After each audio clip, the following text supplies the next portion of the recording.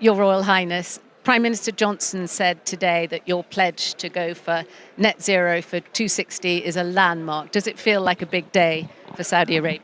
Well, I believe that lots of people were waiting anxiously for. It's not just about that.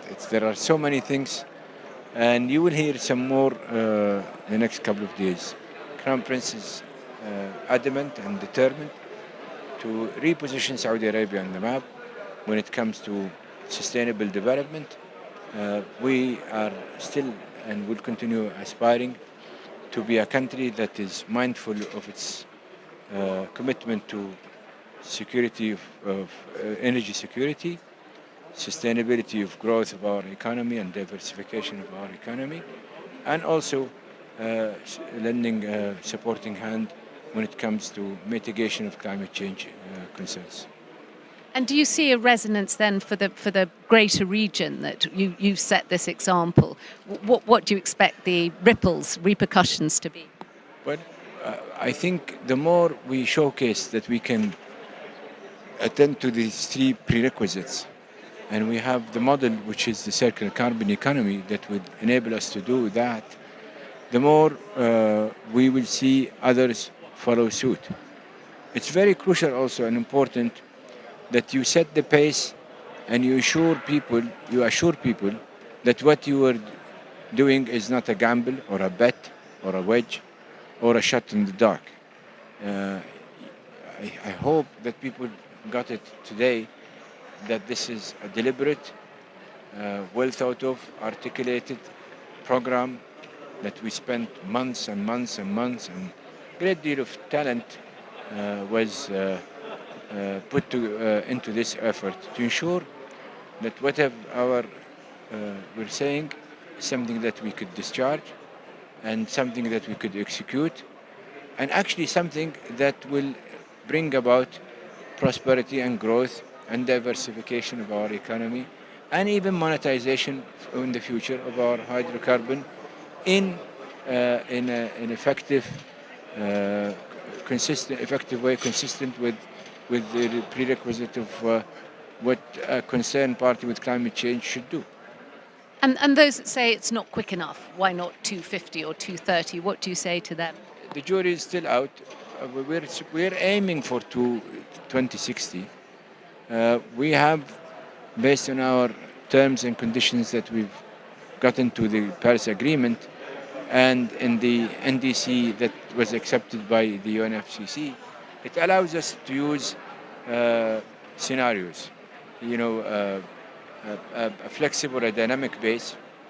It was all subject to how we are faring in terms of economic diversity, how much our income would be impacted if there was no growth in demand, which means you have to use most of your resources, hydrocarbon resources domestically, which will bring your consumption, your emissions at a higher level. So what we are hoping for is that this is an aim. If technologies, we are not seeking, as I said, any finance or grant or loans or any sort. What we are seeking is collaboration on the circular carbon economy of development and launching and deployment of technologies. We are careful because the APC, some of the institutions that are working on these technologies are talking about that maturity of these technologies will be at 2040. PCI is one of them. So we want to tread carefully because we want to make sure that if we achieve the 2060, we're fine. If we can do it even earlier, it's also better. If it's going to be a bit here or a bit there, we just have to assure ourselves that what we discharge and what we aim for is something that is reliable, and we ensure that we continue to be a trustworthy party. And at the moment, you're the great oil producer of the world. Can you see yourself as the great exporter of renewable energies by 2060? Well, we're working hard to be one of the, if not the biggest producer and exporter of hydrogen, both blue and green. We're linking with so many countries, like what we have done recently in Egypt and what we'll be doing soon with Jordan, and what we are working with our friends in Iraq and the GCC in these so-called grids. We're hoping that with time, and because of the fact that we're the cheapest producer of electricity from renewable, that we can mitigate the cost of transmission, and even build in these systems sufficient amount that we can take us even to Europe. Why not?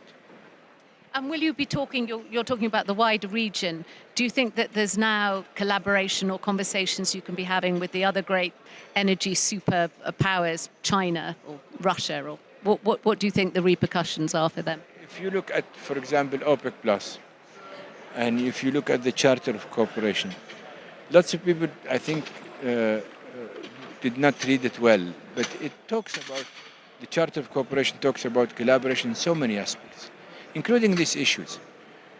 So we are, even as OPEC Plus, we're moving back to where we were when we first launched the Charter of Cooperation. Yes, we have common concern and common interests in making sure, as hydrocarbon producers, that we should attend to them. Our approach is this time and this day is different, because we are engaged, we are proactive, and we are not just only going to be sitting waiting for solutions to happen. No, we want to be pioneering solution and leading in some of these solutions. That's the only way, creative way, that you can showcase that you're truly engaged. And does COP26 look different now to you? What's your message to COP? Well, if you talk to my friend Alok Sharma, he will tell you that the so-called Saudi repositioning is somewhat congenial, somewhat helpful, but also somewhat determined to ensure that we maintain our balance. We need to grow our economy. We need to diversify our economy. We have to protect hydrocarbon, but we have to protect it. The only meaningful way of protecting hydrocarbon is to make it commensurate with the consumption of it is commensurate with what the consumer wants. And the great motivation in this, you've talked about the young people. It was the young people that have been pushing it. Was that the sense that was your responsibility? It had to happen? Well, it is also the future that we see would require us all to work to create an energy system that is sustainable, secure, safe, and stable. If we don't do that, I don't think not to allude to what is happening to Europe today, and people need to take a good lesson from that. Your Royal Highness, thank you very much indeed.